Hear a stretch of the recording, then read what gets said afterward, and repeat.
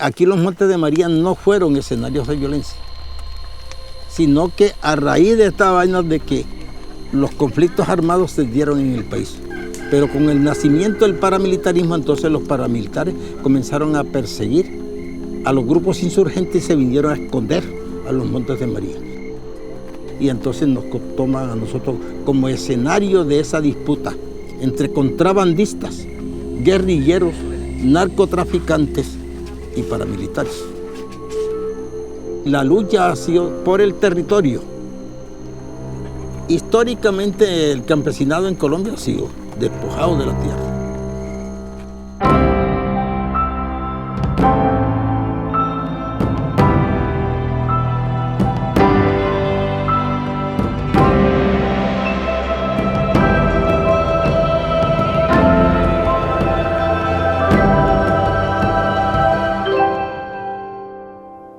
Mi papá era el líder en la familia y yo era el que lo acompañaba. Y era el que le leía los periódicos porque él era analfabeta. De ahí precisamente de 8 o 9 años me infundo en el terreno de la lectura y de la política. Yo empiezo a alfabetizar a los compañeros. Todos eran propietarios y entonces empieza el despojo de la tierra. Luego de ahí nace entonces el espíritu de la lucha por la tierra. Nosotros no solamente somos quienes ponemos a producir la tierra, sino que alimentamos la sociedad.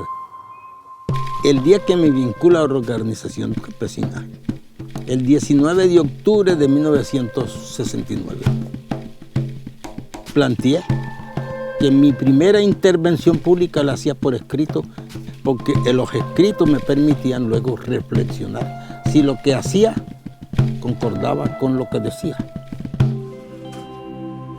Jesús María Pérez es un ícono de Montes de María, un ícono desde la voz campesina.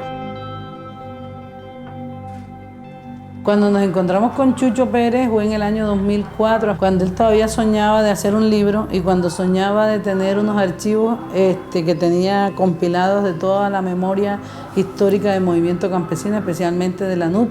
Entonces le propusimos a él que por qué no se hacía eso y coincidencialmente la unidad de archivos del Centro de Memoria llegó al territorio y eso fue fantástico. La misión del Centro Nacional de Memoria Histórica a través de la Dirección de Archivo de Derechos Humanos es llevar a cabo un registro especial de archivos de memoria histórica a nivel nacional, es decir, poderlos localizar, identificar, registrar y determinar en qué partes están y qué riesgos pueden estar corriendo estos archivos y su importancia frente a los testimonios a graves violaciones a derechos humanos. Esa idea de guardar la experiencia para que no solamente yo me sirviera de lecciones, para evaluar si lo que estábamos haciendo era correcto o no, porque este no es un problema de nosotros, es un problema de todos. ¿Y esto qué tenía que ver con tabaco? ¿Esto fue que en el paro tabacalero fue de...? No, es que estas son las fechas cuando hicimos el programa de alfabetización. Este que está aquí es Alejandro Suárez. Este fue en el Nogal, dictando una charla sobre alfabetización de adultos. Y esta es Laura. ¿Y este pendón de tabaco? Este era el afiche. Lo que sucede es que como el método que se utilizó fue de Pablo Freire, entonces las palabras que se conformaron fue en los productos que se producían. Entonces el tabaco, la yuca, claro, la caza, la puya. Entonces, en base a eso eran las lecturas.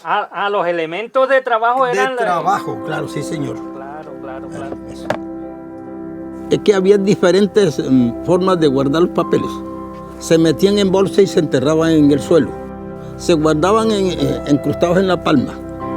Se envolvían en bolsas plásticas y se escondían en el monte, por temor a que nos las quitara porque era delito. En que nos encontraba un papel de eso, ese era porque todo el mote de nosotros era que éramos subversivos. No era que teníamos una necesidad, sino que siempre se ha hablado de la subversión. Un archivo como el de don Jesús María Pérez nos muestra la importancia que para el Centro Nacional de Memoria Histórica revisten los archivos de las organizaciones sociales y de víctimas. y adicionalmente nos pone en el reto de trabajar en una construcción de una política pública para archivos sobre graves violaciones e infracciones al derecho internacional humanitario, memoria histórica y conflicto. La política pública para archivos va a servir como un elemento esencial para la reparación de las víctimas, para el ejercicio de deber de memoria por parte del Estado y para la redignificación en términos de memoria histórica.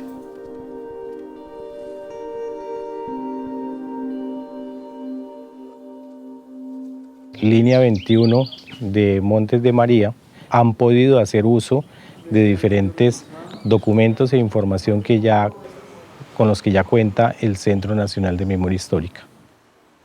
El Colectivo de Comunicaciones Montes de María es una organización que su base fundamental es la comunicación para el cambio social. ¿Quieres ver entonces lo de Chengue? Lo de Chengue, lo de Mampuján, lo de otras cosas. Por ejemplo, esta es una de las ruinas que quedó cuando la masacre. Todo esto es nuevo de lo que había quedado del pueblo antes. Aquí, este fue otro caso de violencia, de las muertes. Ya viste, este es un caso emblemático también y hay la movilización de la gente en esa época.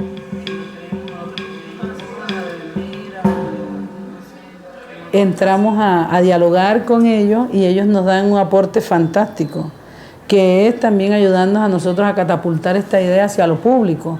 Desde ahí nos han dado una mano muy fuerte desde el acompañamiento técnico y político y económico del proceso de lo que es el museo, sino también, por ejemplo, la recuperación de los archivos históricos.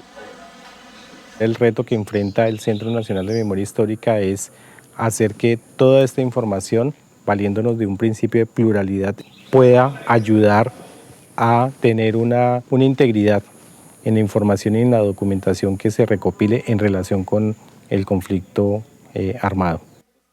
El hacer memoria a través de diferentes instrumentos como los archivos nos lleva a una satisfacción desde el punto de vista de la justicia.